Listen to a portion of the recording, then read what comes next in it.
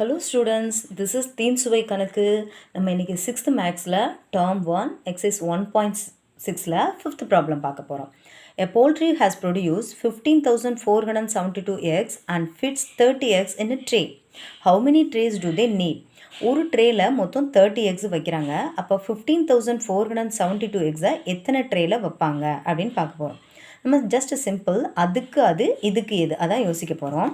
இப்போது நம்மளுக்கு ட்ரே தானே கேள்வியாக கேட்டிருக்காங்க. ஸோ ட்ரேயை நம்ம என்ன பண்ணிக்கணும், லெஃப்ட் சைடில் வச்சுக்கணும், எக்ஸை வந்து ரைட் சைடில் வச்சுக்கணும்.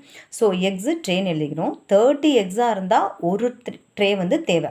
அதே 15,472 எக்ஸாக இருந்தால் எத்தனை ட்ரே தேவை அப்படிங்கும்போது இது ரெண்டையும் நம்ம என்ன பண்ணணும், மல்டிபிள் பண்ணணும், 30ஆல் டிவைட் பண்ணணும். ஓகேவா? அப்போ 15,472 30ஆல் டிவைட் பண்ணுறேன். நான் ஃபஸ்ட்டு எடுத்தோன்னே 154 எடுத்துக்கிறேன். 5 30s are 150, பேலன்ஸ் எனக்கு 4 தான் கிடைக்கும். 7 இறக்கணுன்னா 47, அது 130s are 30, அதை சப்ராக்ட் பண்ணோம்னா எனக்கு வந்து என்ன கிடைக்கும், 17 கிடைக்கும். அடுத்து 2 நான் என்ன பண்ணுறேன், இறக்குறேன்.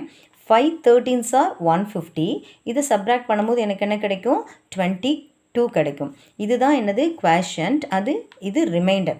இப்போ 515ங்கிறது குவேஷன் சொன்னேன் இல்லையா, அப்போ எனக்கு எத்தனை ட்ரே தேவை, 515 ட்ரேஸ் தேவை. அதே நேரத்தில் ரிமைண்டர் எத்தனை இருக்குது, 22. இந்த 22 முட்டையை என்ன பண்ணணும், அதையும் ஒரு ட்ரேயில் தானே வைக்கணும்.